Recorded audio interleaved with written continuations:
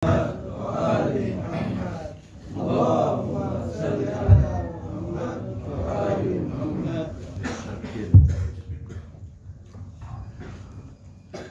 بالله من الشيطان الرجيم. بسم الله الرحمن الرحيم. الحمد لله رب العالمين، والصلاة والسلام على أشرف الأنبياء والمرسلين، حبيبنا وحبيب إله العالمين بالقاسم المصطفى محمد. اللهم صل على محمد وآل محمد وعلى آله الطيبين الطاهرين وأصحابه الميامين المنتجبين. السلام عليك يا أبا عبد الله، وعلى الأرواح التي حلت بفنائك. عليك مني سلام الله أبدا ما بقيت وبقي الليل والنهار، ولا جعله الله آخر الأهد مني لزيارتكم. السلام على الحسين وعلى علي بن الحسين وعلى أولاد الحسين وعلى أصحاب الحسين. إخوتي وأخواتي، السلام عليكم ورحمة الله وبركاته.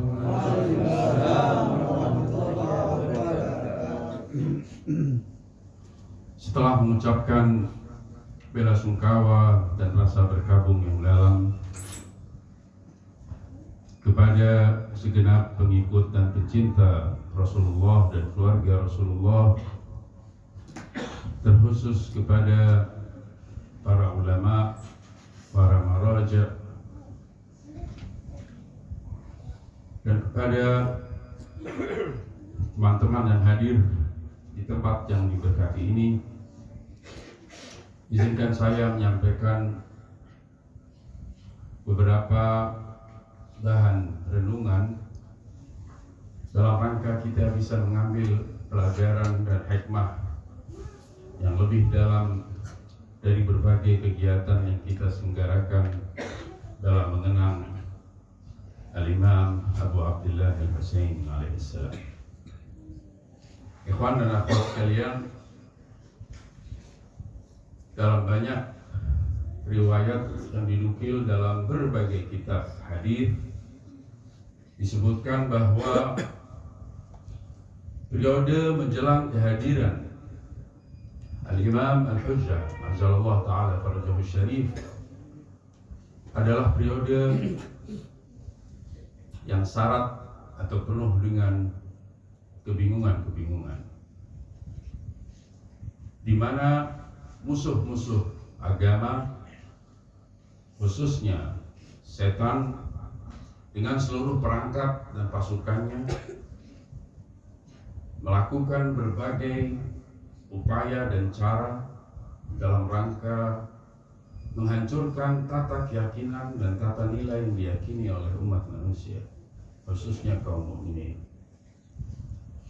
Dalam sebuah hadis yang diriwayatkan dari Rasulullah sallallahu alaihi wasallam, beliau bersabda, "Yakhruju ba'da ghaibatin wa hayratin تضل فيها أقوام لا يثبت على دينه إلا المخلصون."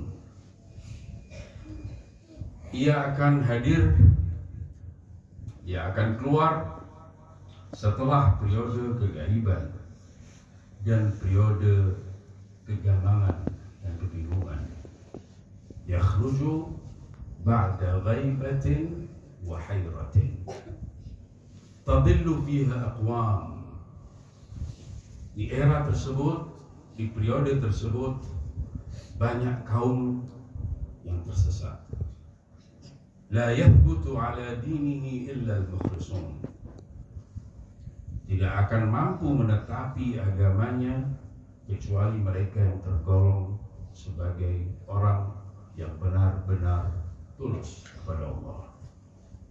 Ikhwan dan akhwat sekalian, periode menjelang kehadiran Al-Mahdi menghadirkan situasi yang cukup sulit, di mana umat manusia tidak mudah lagi berpegang kepada apa yang ia yakini, tidak mudah lagi meyakini dan menjalankan nilai-nilai yang ia yakini.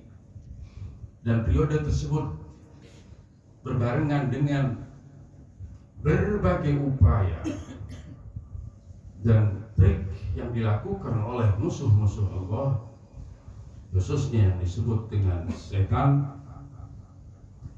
di mana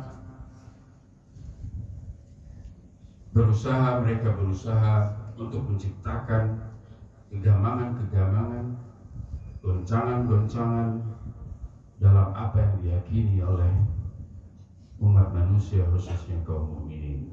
Ikhwan sekalian, berbicara tentang setan terasa aneh untuk sebagian orang. Padahal kalau kita menelusuri berbagai ayat Al-Quran, maka kita akan temukan puluhan bahkan ratusan ayat yang menegaskan tentang keberadaan setan dan bahwa setan adalah musuh yang paling nyata. Inna syaitana lakum aduwwun mubin. Setan baik berupa manusia atau jin, sama seperti manusia lainnya, di mana dengan berlalunya waktu dan bertambahnya usia, bertambah pula pengetahuan, keterampilan, dan kemampuan mereka untuk melaksanakan misi penyesatan umat manusia.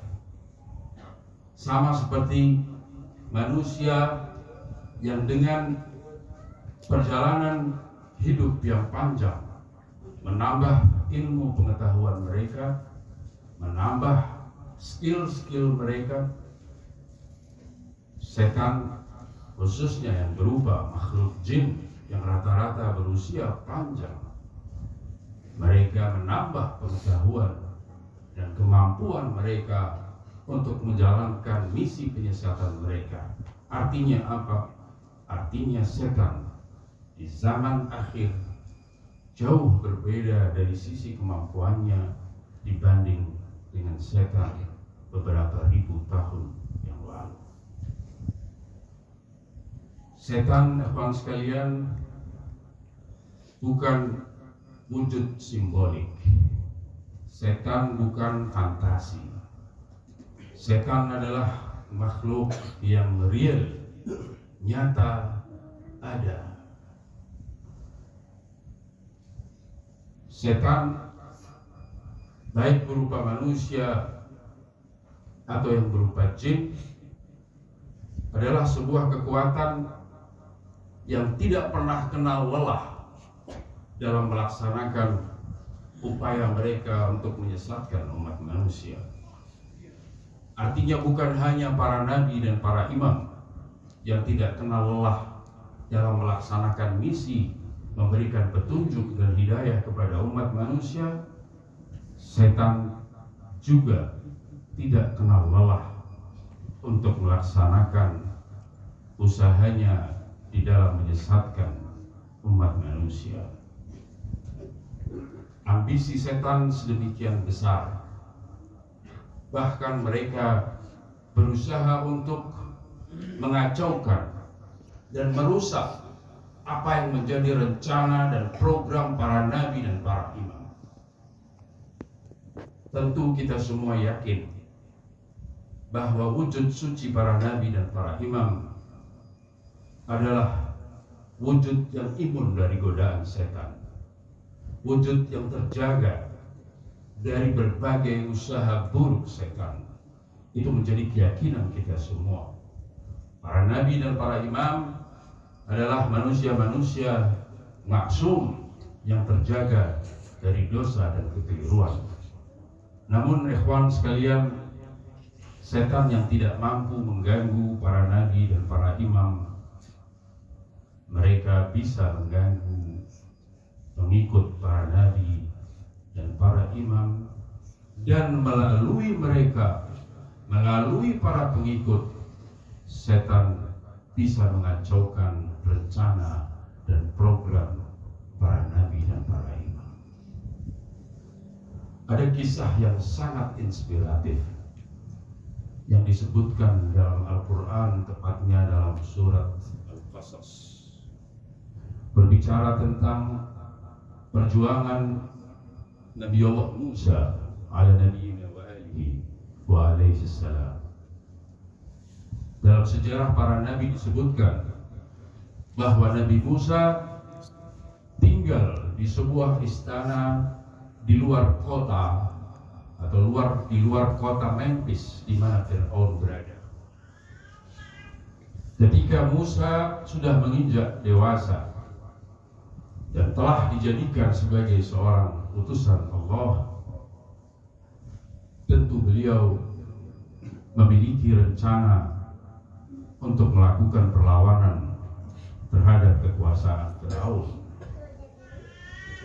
Nabi Allah Musa yang pada saat itu sebagai seorang nabi, namun tidak dikenali oleh lingkungannya bahwa beliau adalah seorang nabi, beliau memiliki detail rencana, memiliki program yang jelas untuk melancarkan perlawanan dan penentangan terhadap kekuasaan Fir'aun. Namun rencana Nabi Allah Musa dilakukan dengan sangat baik. Beliau melakukannya tentu diam-diam, tidak mempublikasikan apa yang beliau rencanakan kepada halayak sehingga musuhnya mengenali apa yang beliau rencanakan. Al-Quran menyebutkan bahwa suatu hari Nabi Allah Musa memasuki kota Memphis, kota di mana Fir'aun berada. Memasuki kota tersebut untuk sebuah rencana besar, untuk sebuah perlawanan melawan kekuasaan Fir'aun. Ia memasuki kota tersebut diam-diam, silent, clandestine, tersembunyi, bukan untuk diberitahukan kepada semua orang.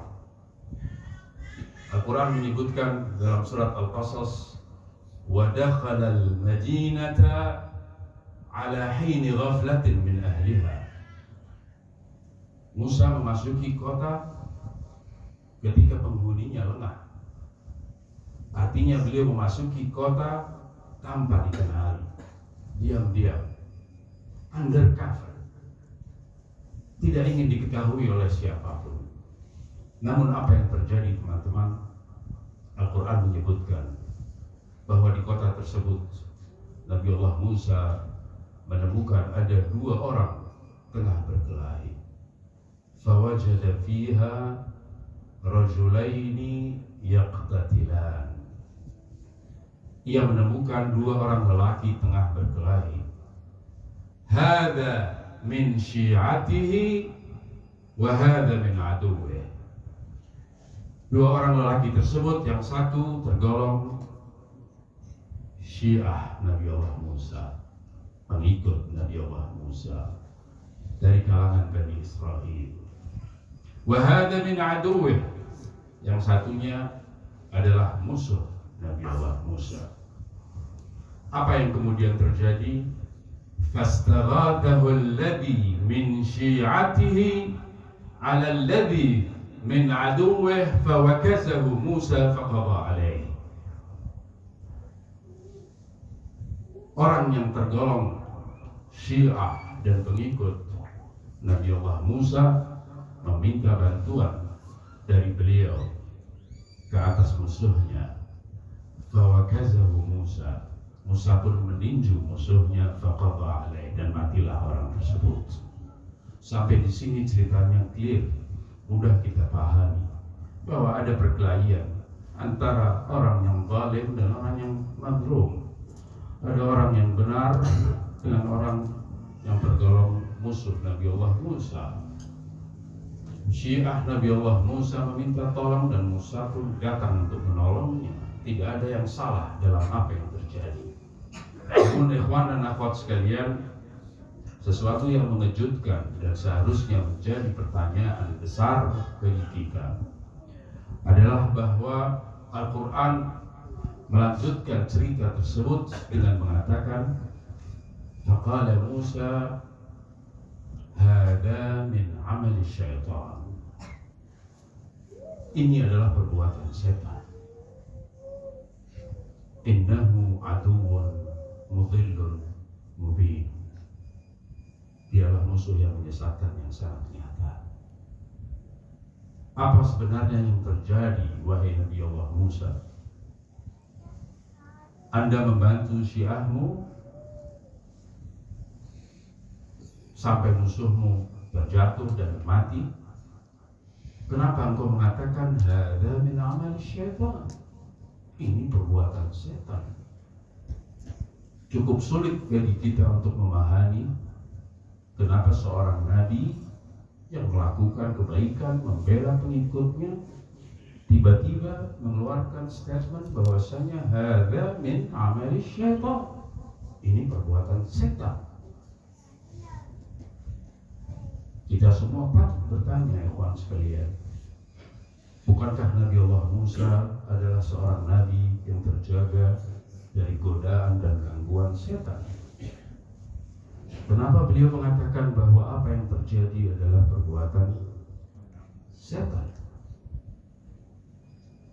Keraguan seperti ini pernah muncul di zaman Al-Imam Ali Ar-Ridha alaihissalam ketika Khalifah Ma'mun dari Bani Abbas dalam sebuah majlis menanyakan hal tersebut kepada Imam Ali Ar-Ridha. Wahai putra Rasulullah, bukankah para nabi adalah manusia yang maksum, yang terjaga? Tentu Imam Ali Ridha mengatakan benar. Kemudian Ma'mun menghadirkan cerita tersebut. Musa meninju musuhnya, membela syiahnya. Kemudian dia mengatakan bahwa hadza min amal syaitan, bahwa ini adalah perbuatan setan. Bukankah hal tersebut menunjukkan bahwasanya Musa, na'udzubillah, terpengaruh oleh setan? Disitulah Al-Imam Ali Ar-Ridha alaihissalam menyingkap apa yang sebenarnya menjadi rahasia dari peristiwa tersebut dan apa yang menjadi rahasia dari statement Nabi Allah Musa yang mengatakan bahwasanya hadza min amal syaitan. Imam Ali Ar-Ridha menjelaskan bahwasanya Musa tengah merencanakan sebuah kerja besar, memiliki rencana besar untuk melakukan perlawanan terhadap Firaun. Setan tidak menghendaki hal tersebut. Setan mencoba menghalangi hal tersebut, menggoda dan mengganggu Nabiullah Musa adalah sesuatu yang mustahil dilakukan oleh setan. Namun setan tidak kehilangan cara. Ia mengganggu, menggoda dan mempengaruhi pengikut Musa, Syiah Musa. Setan mempengaruhi dua orang untuk kemudian melakukan perkelahian di hadapan Nabi Musa. Yang dengan demikian Musa mau tidak mau harus terlibat dalam perkelahian tersebut, dan dengan peristiwa tersebut terbongkarlah kehadiran Musa di kota itu, dan secepat kilat musuh-musuh Nabi Allah Musa termasuk Firaun mengenali kehadiran Musa dan mengetahui rencana-rencananya. Program besar dan rencana besar Nabi Musa terbongkar sebelum saatnya. Karena apa? Karena berlaku, karena sepak terjang yang dilakukan oleh pengikutnya yang tidak sadar, pengikutnya yang terpengaruh oleh intrik setan, sehingga ia melakukan perkelahian yang menyebabkan Nabi Musa terlibat di dalamnya, dan dengan demikian terbongkarlah semua rencananya, sehingga ia harus melarikan diri dari kota. Ikhwan sekalian, cerita ini seperti yang saya katakan sangat inspiratif. Setan tidak bisa mempengaruhi Nabi, tetapi setan bisa mempengaruhi pengikut Nabi untuk mengacaukan rencana, kerja, dan program para Nabi. Hal seperti ini terjadi dari zaman ke zaman. Dari zaman ke zaman. Terjadi ke atas para nabi yang lain dan terjadi ke atas para imam Ahlul Bait. Kita semua tergolong meyakini bahwa Ali bin Abi Thalib adalah salah seorang imam yang maksum, yang terjaga dari dosa dan kesalahan. Tentu wujud suci Ali bin Abi Thalib imun terhadap godaan setan, tidak mungkin terpengaruh oleh gangguan dan godaan setan. Namun ikhwan dan akhwat sekalian, setan yang tidak bisa mempengaruhi Ali bin Abi Thalib bisa dan mampu mempengaruhi para pengikut Ali bin Abi Thalib untuk mengacaukan program dan rencana Ali bin Abi Thalib. Itulah yang terjadi dalam peristiwa Perang Siffin. Kita semua sudah membaca kisahnya. Betapa saat itu komandan Ali bin Abi Thalib bernama Malik al-Ashtar hampir saja menuntaskan tugasnya dan memenangkan peperangan. Jarak antara dia dan kemah Muawiyah hanya beberapa langkah saja. Dalam rentang waktu yang sangat pendek ia bisa menyelesaikan peperangan tersebut. Namun apa yang terjadi? Ada trik setan yang saat itu dilancarkan. Seorang Amr ibn al-As menancapkan Quran di atas tombak dan mengajak barisan Ali bin Abi Thalib untuk berdamai sesuai tuntunan Al-Quran. Ilah yang tidak mungkin bisa mengkelabuhi seorang Ali bin Abi Thalib. Makar yang tidak bisa mempengaruhi Ali bin Abi Thalib. Ketika sahabat-sahabat Ali, mereka yang berada di barisan Ali, mendatangi kemah Ali bin Abi Thalib dan meminta beliau untuk menerima ajakan Amr bin al-As, Imam Ali mengatakan, akulah Quran yang hidup. Amr bin al-As mengajak kita kembali kepada mushaf yang ditancapkan di atas tombak. Padahal akulah Quran yang nyata, akulah Quran yang hidup. Ini adalah sebuah tipuan. Ini adalah sebuah trik setan. Jangan diikuti. Namun apa yang terjadi teman-teman sekalian? Yang terjadi adalah para pengikut Ali, setidaknya sampai saat itu mereka adalah pengikut Ali bin Abi Thalib, berada di barisan Ali bin Abi Thalib yang merupakan cikal bakal dari kelompok yang disebut Khawarij, memaksa Ali bin Abi Thalib, mengancam untuk membunuh beliau dan memaksa beliau untuk mengutus utusan kepada Malik al-Ashtar untuk menghentikan peperangan. Malik al-Ashtar terpaksa menghentikan peperangan karena utusan yang dikirim oleh Ali bin Abi Thalib mengatakan bahwa imammu terancam terbunuh. Kembalilah. Malik al-Ashtar kembali. Peperangan berakhir dengan tahkim yang ujung-ujungnya merugikan barisan Ali bin Abi Thalib. Program Ali dikacaukan. Rencana seorang imam maksum dibuyarkan oleh siapa? Oleh gangguan setan. Gangguan setan ke atas siapa? Ke atas pengikut Ali, ke atas mereka yang mendakwa sebagai pengikut Ali bin Abi Thalib, yang ujung-ujungnya merusak apa yang menjadi rencana Ali bin Abi Thalib. Fakta seperti ini cukup mengerikan, ikhwan sekalian, bahwa mendakwa sebagai pengikut Ahlul Bait bukanlah jaminan seseorang tidak menjadi wasilah setan untuk merusak program kerja para imam Ahlul Bait yang konon ia yakini.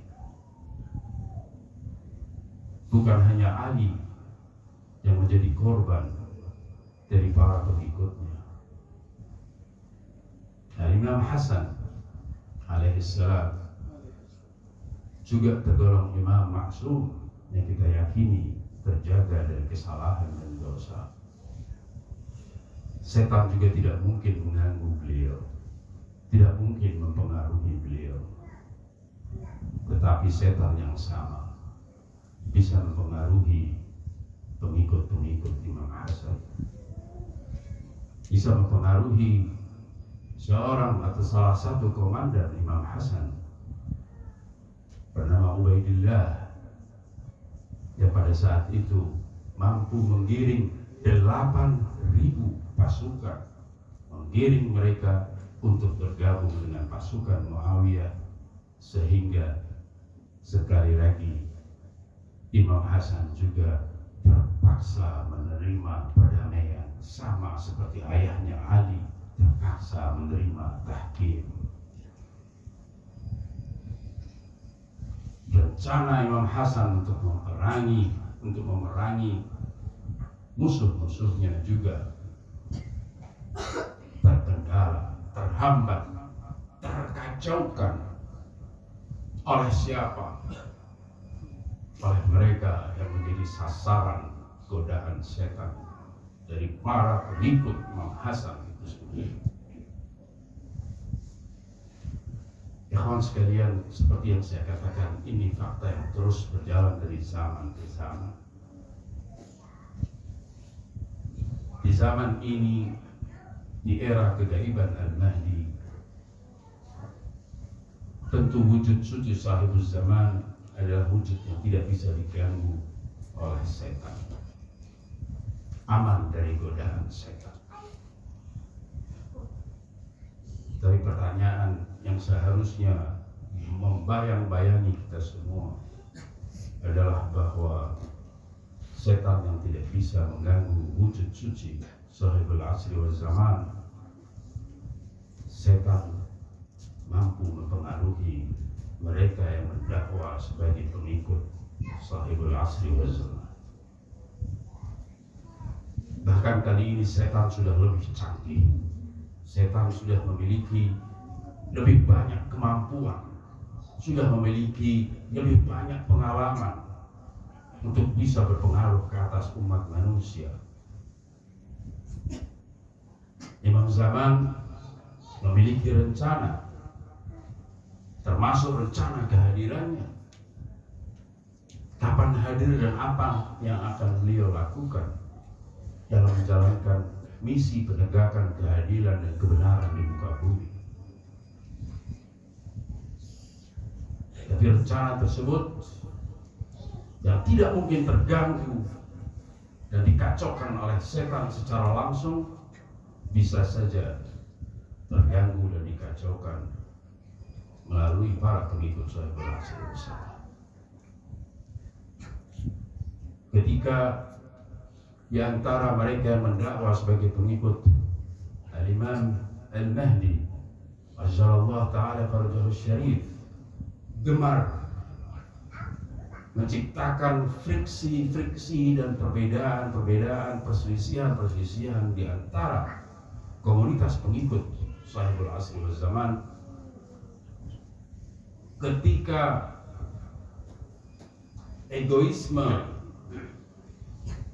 melanda kehidupan dan perilaku serta sepak terjang para pengikut Sahibul Asri wal Zaman, di mana mereka berpikir untuk dirinya sendiri dan untuk kepentingan dirinya sendiri, dan tidak lagi berpikir untuk kemaslahatan yang lebih besar.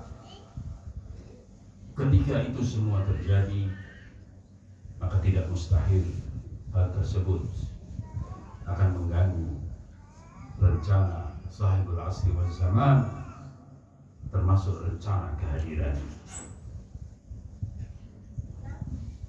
Banyak ulama yang mengatakan bahwa sebenarnya yang menanti bukanlah kami, bukanlah kita yang menanti beliau untuk hadir, tetapi justru beliaulah yang menanti kesiapan pengikut agar supaya beliau hadir di tengah-tengah mereka.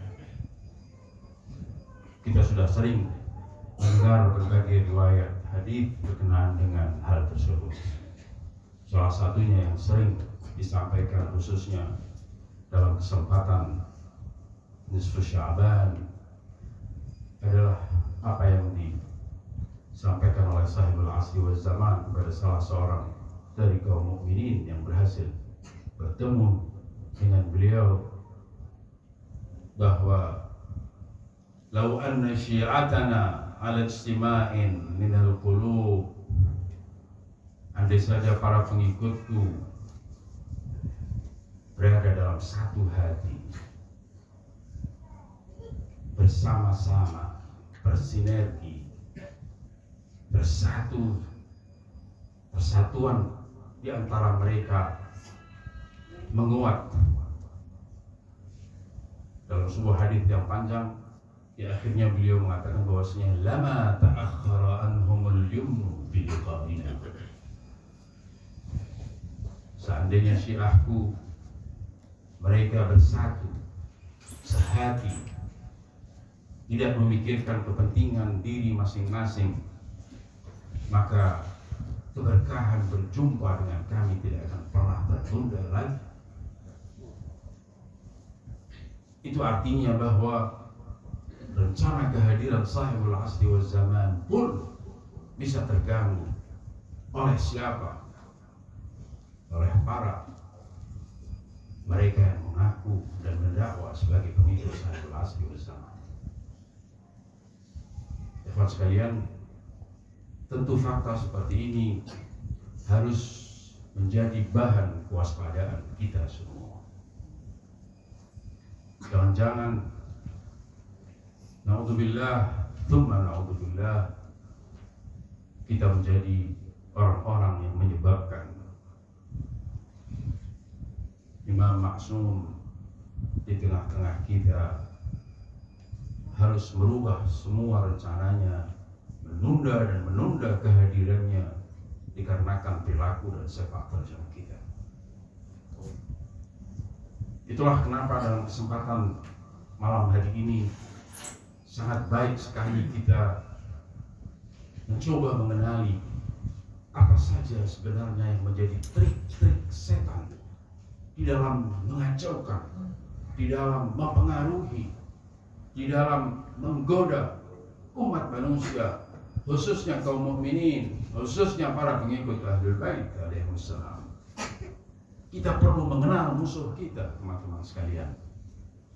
Musuh terbesar, musuh yang paling nyata, yang berkali-kali dikatakan dalam Al-Quran sebagai aduwwun mubin. Tidak ada yang lebih nyata dari setan sebagai musuh bagi kalian. Kita perlu mengenali musuh kita dengan semua trik yang ia miliki. Apa saja sebenarnya yang menjadi andalan setan untuk melancarkan misinya di dalam menyesatkan umat manusia, di dalam mengacaukan kaum mukminin, di dalam menebar berbagai kegamangan, kebingungan di tengah-tengah kaum mukminin. Rasulullah sallallahu alaihi wasallam dalam sebuah hadis beliau mengatakan, inna a'qalan nas man 'arafa rabbahu fa'ata'ah wa 'arafa aduwwahu fa'asah.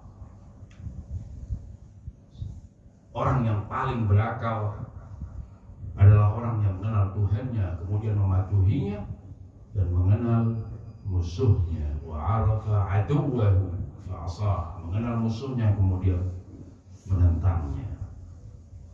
Kita perlu mengenali musuh kita. Sebagaimana kita perlu mengenali Tuhan kita, pencipta kita, kita juga perlu mengenali musuh kita. Sebagaimana kita perlu mengenali kawan kita, kita harus mengenali lawan kita. Lawan dan musuh terbesar kita adalah setan, baik dalam wujudnya sebagai jin atau dalam wujudnya sebagai manusia. Apa yang dilakukan oleh setan? Cara apa, trik apa yang digunakan oleh setan untuk mengganggu umat manusia? Al-Quran jauh hari sudah menjelaskan kepada kita semua bahwa andalan utama setan di dalam melancarkan semua permusuhannya adalah perbuatan memudarkan ikatan-ikatan. Pekerjaan utama setan, cara yang menjadi andalan setan di dalam melaksanakan upayanya mengganggu umat manusia dan khususnya kaum mukminin adalah dengan memudarkan ikatan-ikatan.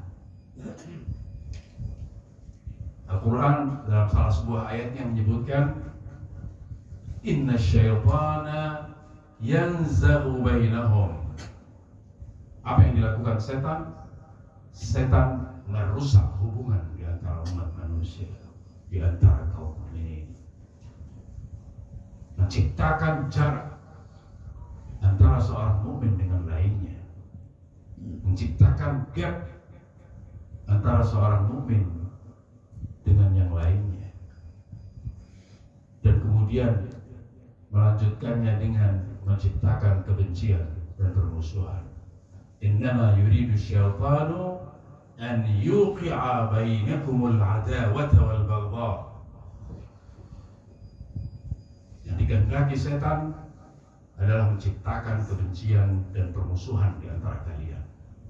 Merusak hubungan, jauhkan dulu satu dari yang lain, kemudian dilanjutkan dengan intrik, dengan fitnah, dengan menyebutkan keburukan temannya, dengan menyebutkan masalah yang menjadi aib bagi saudaranya, bagi sesamanya, agar ia membencinya, agar ia memusuhinya.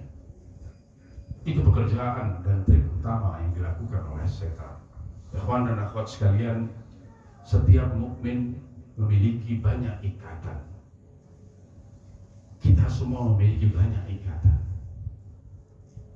Ikatan kita dengan keluarga, ikatan kita dengan kerabat dan handai taulan, ikatan kita dengan ulama kita, ikatan kita dengan marja kita, ikatan kita dengan pemimpin kita, ikatan kita dengan Husainiyah kita, ikatan kita dengan masjid kita, ikatan kita dengan sesama kaum mukminin. Itulah ikatan-ikatan yang dimiliki oleh setiap mukmin.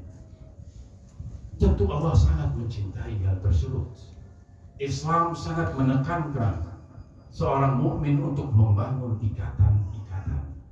Bukan hanya menciptakan ikatan-ikatan, tapi mempererat ikatan-ikatan yang sudah ada. Baik ikatan sekali lagi dengan keluarga atau dengan hal-hal lainnya. Namun hal yang sangat dicintai oleh Allah, hal yang sangat ditekankan oleh Islam, di mana kita terus menciptakan ikatan dan kebersamaan dengan yang lain, hal yang sama adalah sesuatu yang menjadi sasaran pekerjaan setan. Islam menekankan kita untuk memperkuat ikatan, setan berusaha untuk memudarkan ikatan tersebut. Islam menekankan kita untuk mendekatkan diri dengan orang lain, setan berusaha untuk menciptakan gap dan jarak sejauh mungkin antara seorang mukmin dengan lainnya. Itulah trik utama setan. Patut kita bertanya, kenapa setan mencari cara dan menggunakan cara seperti itu untuk merusak kaum muslimin? Kenapa setan memulai pekerjaannya dengan memudarkan ikatan-ikatan? Jawabannya cukup jelas. Ali bin Abi Thalib alaihissalam jauh hari sudah menjelaskan kepada kita semua. Kawan sekalian, jangan lupa setan adalah wujud yang oleh Ali bin Abi Thalib dalam salah satu khutbah beliau yang disebut dengan khutbah qasi'ah disebutkan bahwa setan adalah makhluk yang memiliki latar belakang ibadah kepada Allah selama 6 tahun, selama 6.000 tahun. 6.000 tahun latar belakang iblis dalam beribadah kepada Tuhannya. Itu pun Ali tidak menjelaskan kepada kita apakah yang dimaksud adalah 6.000 tahun dunia atau 6.000 tahun akhirat. Yang penting setan adalah makhluk yang sangat familiar, pernah berada di lingkungan para penyembah Allah, pernah berada di lingkungan makhluk-makhluk yang baik, yang taat kepada Allah berupa para malaikat, tahu persis keadaan mereka, sehingga pada saat yang sama juga tahu apa yang bisa merusak mereka. Ali bin Abi Thalib menjelaskan kenapa setan berusaha memudarkan ikatan-ikatan, dikarenakan ketika seseorang menjadi sendiri, terlepas dari semua ikatannya dengan masyarakatnya melemah dan pudar, ikatannya dengan masjidnya, dengan Husainiyahnya, dengan ustadznya, dengan ulamanya, dengan pemimpinnya pudar dan melemah. Ketika manusia menjadi seorang diri, maka saat itulah adalah saat terbaik bagi setan untuk memangsanya. Ali bin Abi Thalib mengatakan bahwa yadullahi ma'al jamaah, kekuatan Allah bersama jamaah, artinya bersama dengan kebersamaan. Wa iyyakum wal furqah, hati-hati dengan perselisihan dan perbedaan. Kenapa ya Ali, seseorang harus waspada dari perbedaan dan perselisihan? Lianna syat minan nasi lisyaitan kama anna syat minal ghanami lidzat. Sederhana saja, orang yang sendiri adalah mangsa bagi setan, sebagaimana kambing yang sendiri, yang jauh dari kawanan kambing, menjadi mangsa bagi serigala. Ketika manusia memudarkan hubungannya dengan yang lain, dia bergerak sendiri, bermain solo, mengabaikan semua gagasan dan ajakan untuk bekerja sama. Bukan hanya itu, terkadang melemahkan upaya untuk membangun kebersamaan, bekerja bersama-sama untuk membangun komunitas. Hal seperti itu menjadi awal yang buruk ketika ia bukan hanya tidak menguatkan hubungan dan ikatannya dengan yang lain, ia justru memperlemah dan memudarkan hubungannya dengan yang lain. Situasi seperti itu adalah situasi yang sangat buruk, karena ia akan menjadi mangsa yang mudah bagi setan untuk menghabisinya, untuk menjadikannya sebagai sarana setan untuk mengacaukan kerja orang-orang baik, untuk mengacaukan perjuangan para imam Ahlul Bait,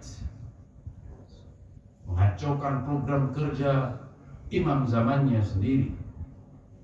Ikhwan dan akhwat sekalian, betapa Islam mementingkan faktor kebersamaan dalam hampir seluruh ajarannya.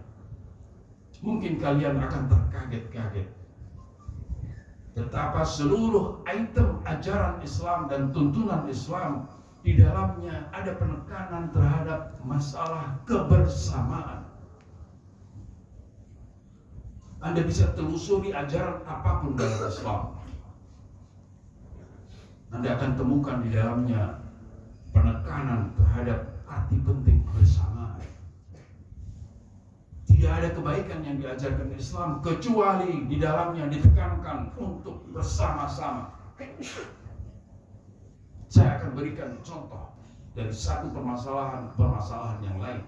Dari masalah yang mungkin kita anggap penting sampai kepada masalah-masalah yang mungkin kurang penting, setidaknya dalam pikiran kita sebagai sesuatu yang kurang penting. Kita mulai dari yang penting, dari pilar agama, dari sholat sebagai salah satu tuntunan Islam. Sholat diajarkan oleh agama, itu jelas. Namun pada saat yang sama, kita menemukan betapa Islam yang mengajarkan sholat juga menekankan bagaimana sholat ini dilaksanakan bersama-sama dan tidak dilaksanakannya sendiri. Dalam banyak hadis disebutkan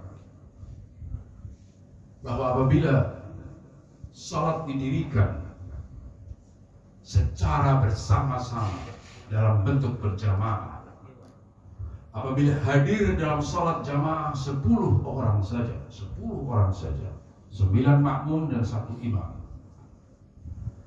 maka sesuai hadis dari Rasulullah dan dari para imam Ahlul Bait disebutkan bahwa malaikat akan tidak mampu menghitung pahala sholat tersebut.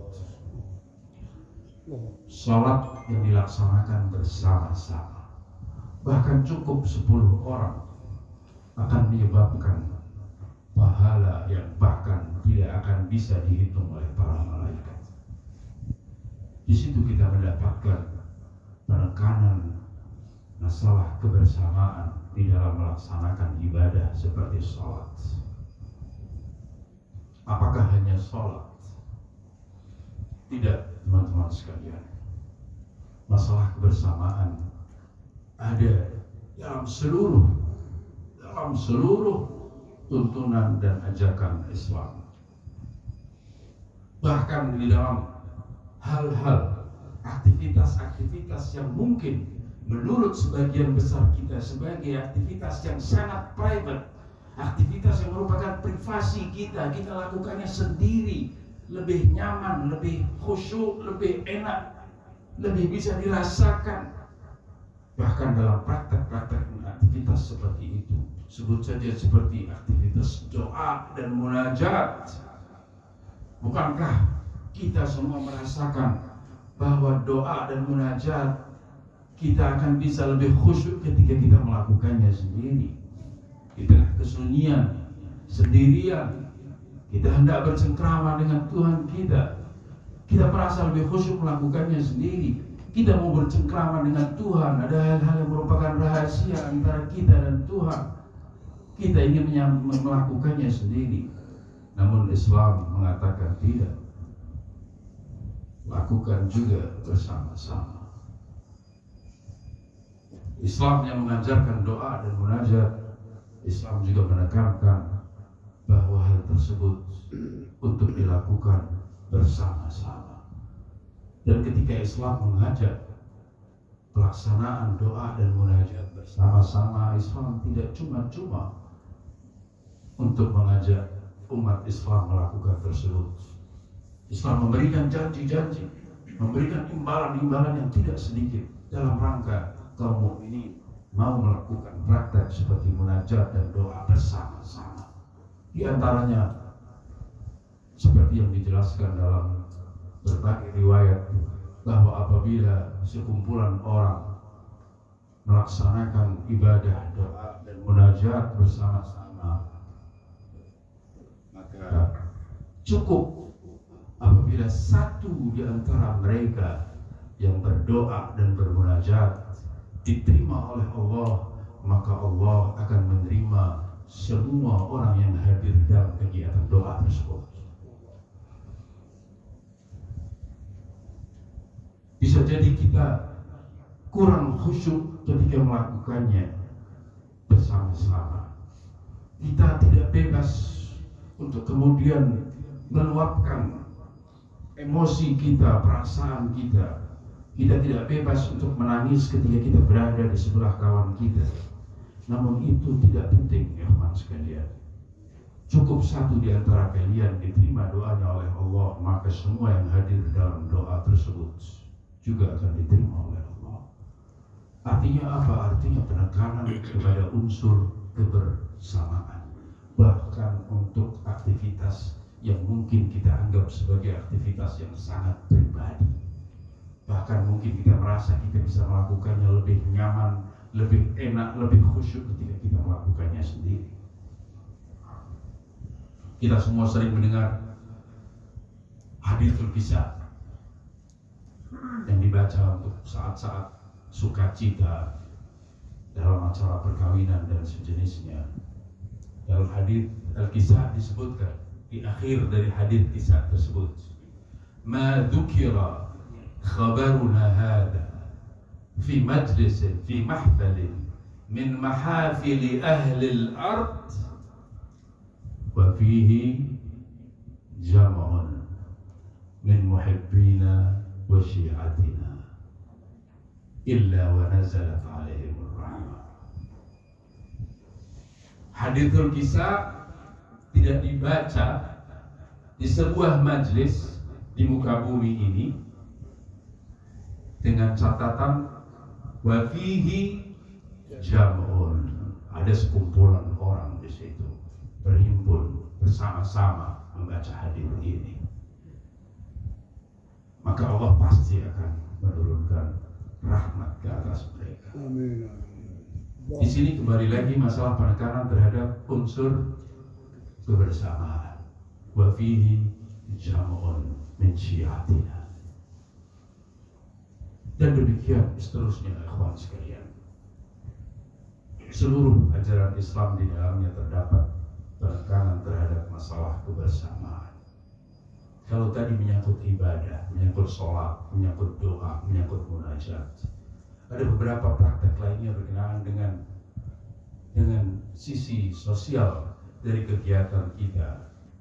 Sebut saja umpamanya permasalahan mengurus jenazah kaum mukminin, menguburkan jenazah, menguburkan mayit. Betapa di dalamnya juga ditekankan masalah kebersamaan.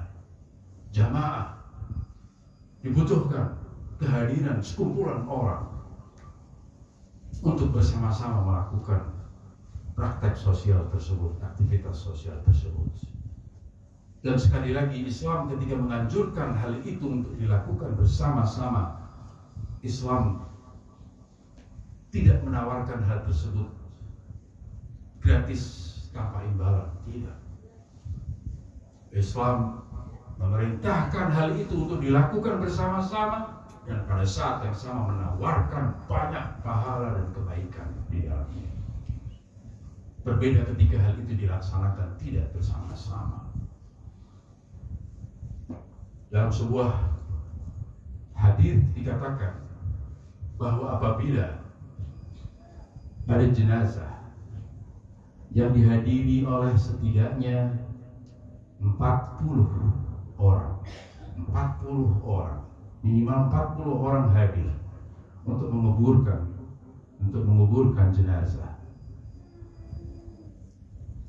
Dan ke-40 orang tersebut, sebagaimana yang diajarkan oleh Islam, memberikan kesaksian baik tentang mayit, tentang jenazah yang mereka hadiri. Semua mengatakan sebagaimana yang diajarkan dalam bacaan doa salat jenazah, mengatakan, ya Allah, Allahumma inna la na'lamu minhu illa khaira. Ya, setelah takbir yang ketiga atau yang keempat, Allahumma inna la na'lamu minhu illa khaira. Ya Allah, kami tidak mengenal dia kecuali kebaikan, tidak mengenal dari orang ini kecuali yang baik. 40 orang memberikan kesaksian tentang jenazah, maka pada saat itu Allah akan berfirman kepada mereka bahwasanya kalian tidak mengenalnya dan akulah yang mengenal dia. Kalian yang berkata bahwasanya inna la na'lamu minhu illa khaira, Allah berfirman kepada mereka, kalian sesungguhnya tidak mengenal dia, akulah yang mengenalnya. Ama qad ajaztu syahadatakum. Namun demikian, meskipun sebenarnya kalian tidak mengenal, aku akan berlakukan kesaksian kalian. Kalian mengatakan orang ini baik, saya katakan dia baik. Ama qad ajaztu syahadatakum wa ghafartu lahu ma a'lam mimma la ta'lamun. Dan aku akan mengampuninya hal-hal yang aku ketahui yang tidak kalian ketahui. Ketika ada sekumpulan orang berhimpun, setidaknya 40 orang melakukan hal itu, Allah menghargai kebersamaan ini. Allah menghargai kebersamaan ini dan memberikan kebaikan yang luar biasa. Kawan sekalian, ajakan kepada kebersamaan adalah bagian yang paling substantif dari Islam, bagian yang paling prinsip dalam Islam. Jangan ada orang yang enggan untuk bergabung bersama-sama melakukan banyak hal kebaikan. Sesungguhnya ada kerja-kerja tertentu yang tidak bisa dilakukan sendiri-sendiri, berada di luar kemampuan orang perseorangan. Ada hal-hal yang hanya bisa dilakukan ketika kita berhimpun bersama-sama, melakukannya bersama-sama, baru akan bisa menghasilkan. Jadi jangan ada yang enggan di antara kita untuk bekerja bersama-sama. Ayo wujudkan himpunan-himpunan dalam bentuk apapun, majelis taklim, yayasan, ormas dan lain sebagainya, dalam rangka bisa melakukan hal-hal tertentu bersama-sama. Disitulah keberkahan, disitulah janji kebaikan Allah Subhanahu wa Ta'ala. Allah bahkan memberikan kebaikan kepada praktek makan, ya kawan sekalian, makan. Kerjaan yang kita lakukan setiap hari menjadi kebutuhan kita. Kita melakukannya tanpa niat ibadah, tanpa melakukan niat apapun.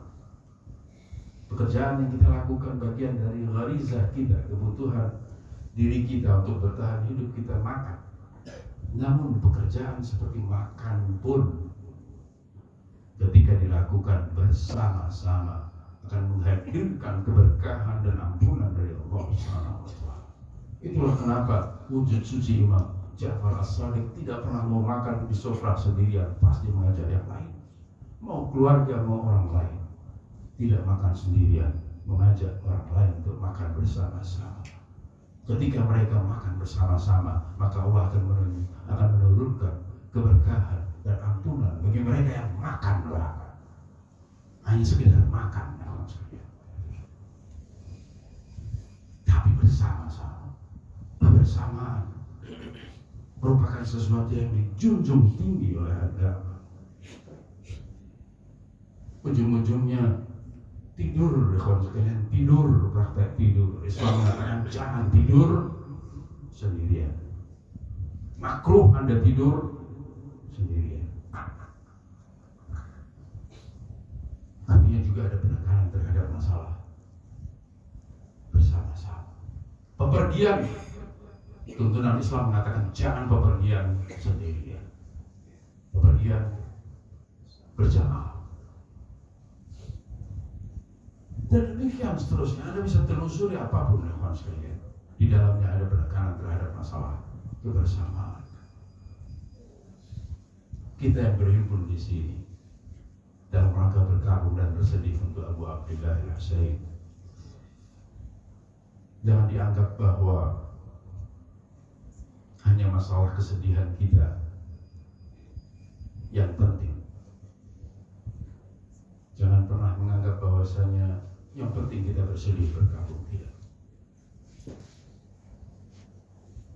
Para imam Ahlul Bait yang menekankan kita untuk menyisihkan waktu berkabung, bersedih untuk Imam Husain, juga menekankan lakukan hal itu bersama-sama.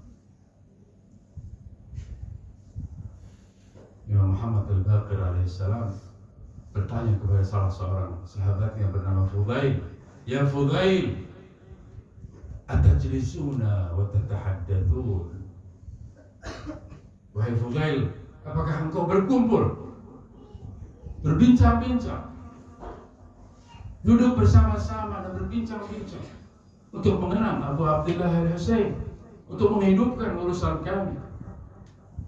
Fudail mengatakan, ya wahai putra Rasulullah.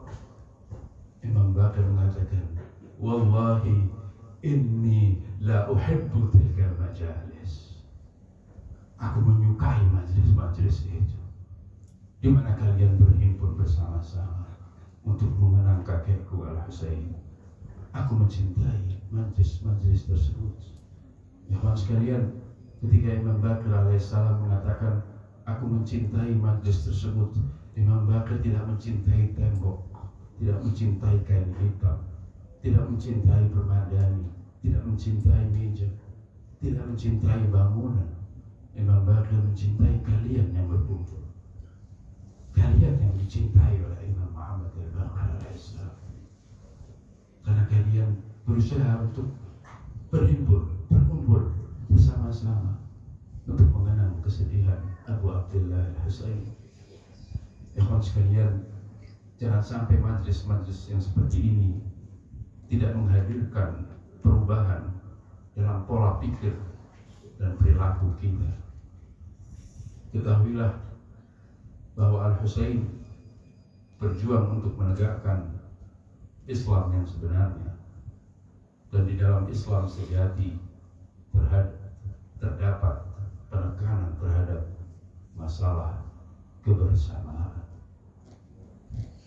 Hubungan antara seorang mukmin dengan sesama mukmin adalah hubungan yang jauh dari sekedar hal-hal yang mungkin diikat oleh kesamaan dalam etnik, atau sama dalam daerah, sesama putra daerah sini, atau sama sukunya, atau sama etniknya. Tidak.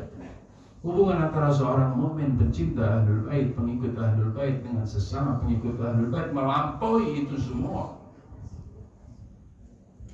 Kita tidak bersepakat untuk saling mencintai dan saling mempedulikan sesama, tidak. Melampaui masalah kesepakatan. Bukan seperti hubungan antara warga dengan sesama warga. Ketika kita mempedulikan sesama warga karena kita sepakat untuk hidup di tempat ini bersama-sama, besok lusa ia meninggalkan tempat ini, dia sudah bukan lagi sesama warga. Hubungan antara mukmin dengan sesama mukmin melampaui masalah kesepakatan, melampaui masalah kesamaan dalam hal etnik, dalam hal budaya, dalam hal kedaerahan. Hubungan antara seorang mukmin dengan mukmin lainnya, ikatan antara seorang mukmin dengan sesama mukmin adalah sesuatu yang bersifat organik, ikhwan sekalian. Apa maksudnya organik? Maksudnya adalah kalian mukmin dengan sesama mukmin adalah organ-organ, bagian-bagian dari satu kesatuan. Bagian-bagian dari satu kesatuan. Ibaratnya sel-sel tubuh manusia.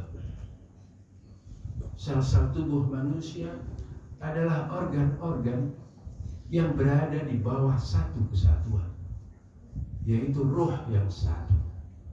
Ruh yang satu.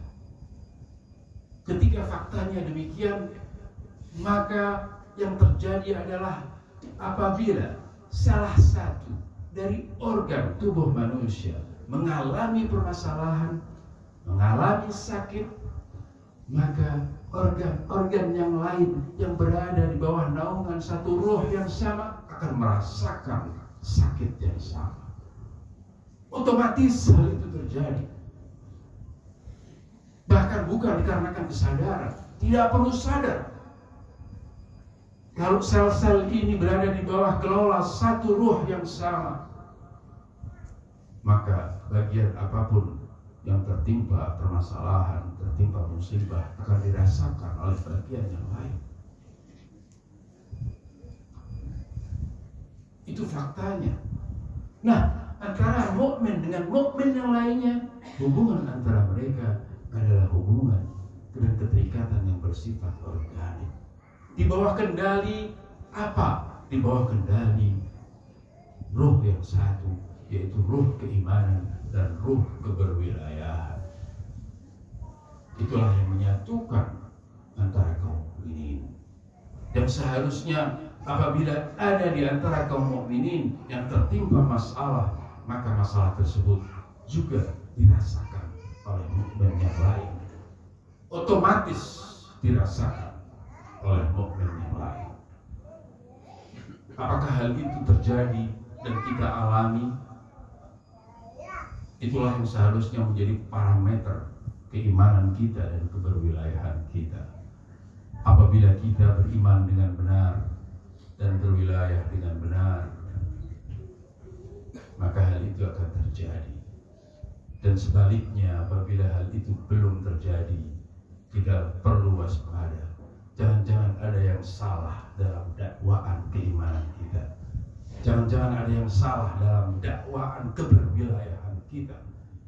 Ketika ada mukmin yang sama-sama berwilayah mengalami masalah dan kita tidak merasakan masalah tersebut, pasti ada yang salah di sana. Pasti ada yang salah di sana. Imam Muhammad Al-Baqir mengatakan, al-mu'min akhul mu'min. Seorang beriman adalah saudara dari mukmin lainnya. Apakah ini kiasan, wahai imam? Tidak. Imam Muhammad Al-Baqir mengatakan, li abihi wa ummih. Sekandung, ayahnya sama, ibunya sama. Ketika Rasulullah mengatakan, ana wa Ali abawa hadhihi al-ummah, Rasulullah dan Ali bin Abi Thalib adalah ayah bagi umat ini. Artinya sesama pengikut Ali. Ayahnya sama, ayahnya Ali bin Abi Thalib. Berada di bawah. Di setiap wujud seorang mukmin terdapat cahaya Ali bin Abi Thalib, terdapat cahaya Fatimah, terdapat cahaya Hasan dan Husain. Yang tentu indikasinya adalah apabila ada salah satu di antara mereka mengalami masalah, pasti akan dirasakan oleh yang lain. Ikhwan sekalian, keterikatan, hubungan, perhatian dan kepedulian kepada sesama pengikut Ahlul Bait bukan hal yang bisa kita lewatkan begitu saja dan kita dakwakan dengan lisan kita tanpa ada bukti dalam kenyataan. Ketahuilah bahwa para imam Ahlul Bait sangat-sangat sensitif dalam kaitannya dengan seberapa perhatian kita kepada sesama pengikut Ahlul Bait. Suatu hari Imam Ja'far As-Shadiq alaihissalam berkata kepada salah seorangnya, kenapa engkau menghinakan kami? Kenapa engkau? Salah seorang sahabatnya yang baik kepada imam, tiba-tiba Imam Ja'far menegur dan mengatakan, kenapa engkau menghinakan kami? Ia terkejut mengatakan, aku menghormati putra Rasulullah. Putra Rasulullah adalah hujjahku, imamku. Imam Ja'far As-Shadiq mengatakan, bukankah suatu hari engkau menelantarkan salah satu dari pengikutku?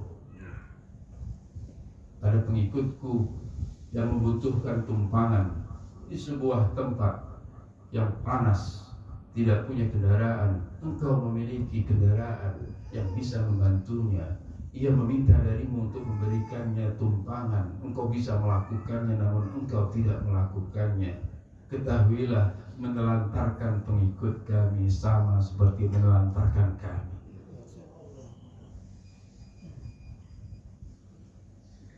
Para imam Ahlul Bait sangat peka dan sensitif terhadap pendakwa cinta kepada mereka yang tidak mencintai pengikut para imam.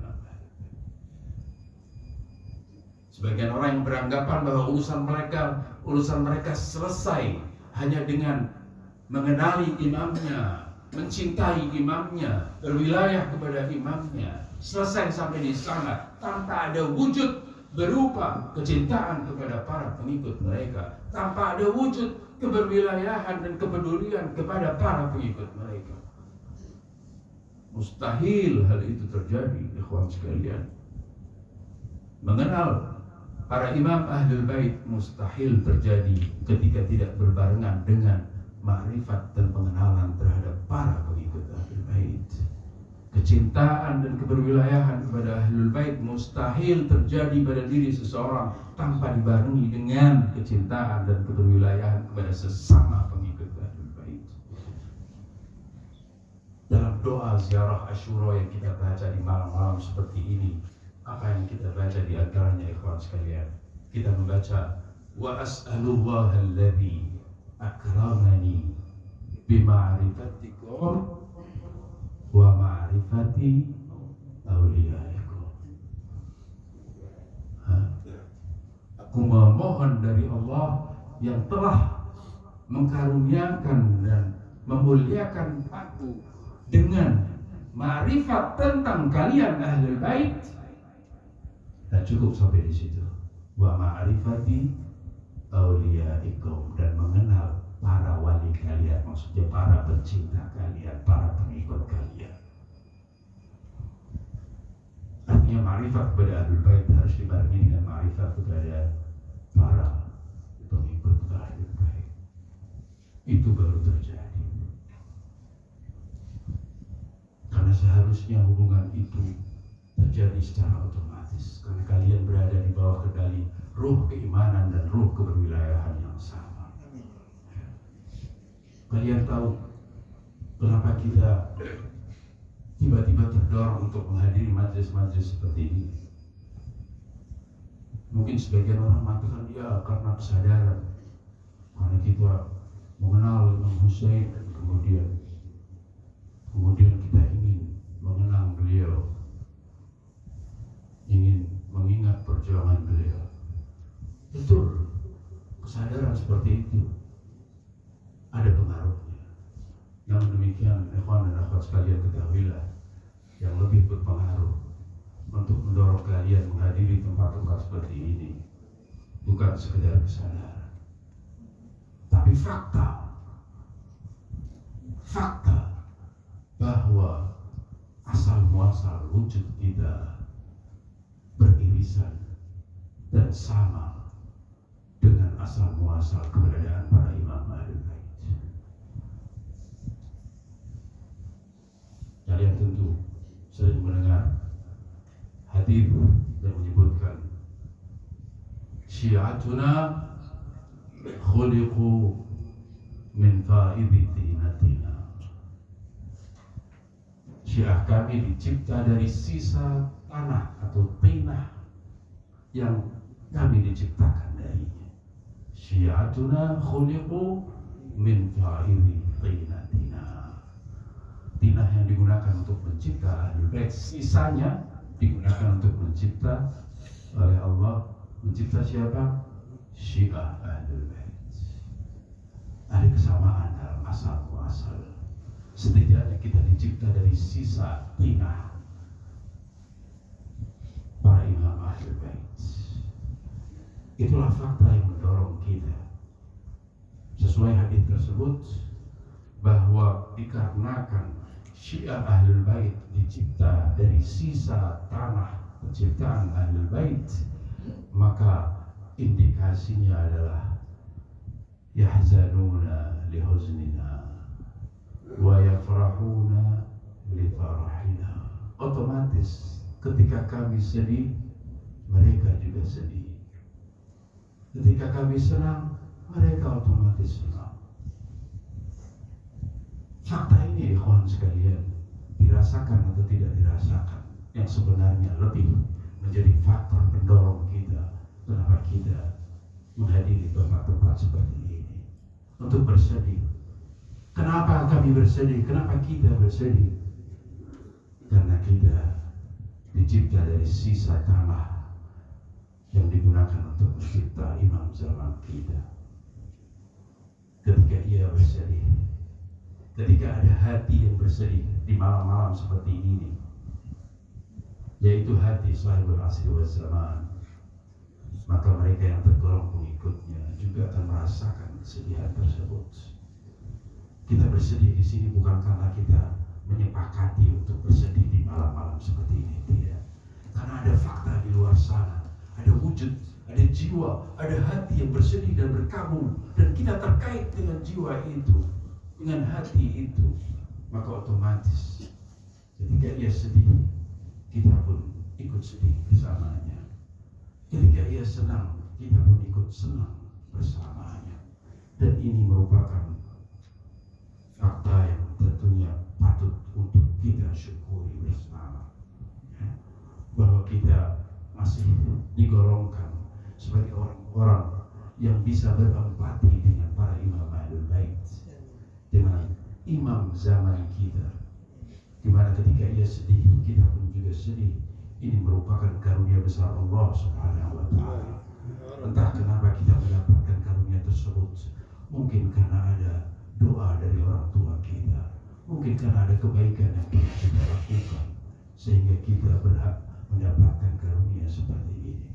Maka dari itu, selain bersedih untuk para imam Ahlul Bait, untuk Rasulullah, untuk Ali, untuk Fatimah, untuk Hasan, untuk para imam, khususnya untuk Sahibul Asri wal Zaman, kita juga perlu mensyukuri fakta ini dan juga menjaga hal ini untuk tetap nyata, baik dalam pikiran maupun tindakan kita. Yang seperti saya katakan tadi, indikasi kuatnya adalah ketika kita mau membangun kebersamaan dan mengupayakan kepedulian kepada sesama pengikut Ahlul Bait. Assalamualaikum ya Abdullah wa ala al-arwah allati halat bi fina'ik. Alayka minni salamullahi abadan ma baqitu wa baqiya al-layl wa an-nahar wa la ja'alahu Allahu akhiran ahdina li ziyaratikum. Assalamu ala al-Husayn wa ala Ali bin Husayn wa ala awlad al-Husayn wa ala ashab al-Husayn. Assalamualaikum warahmatullahi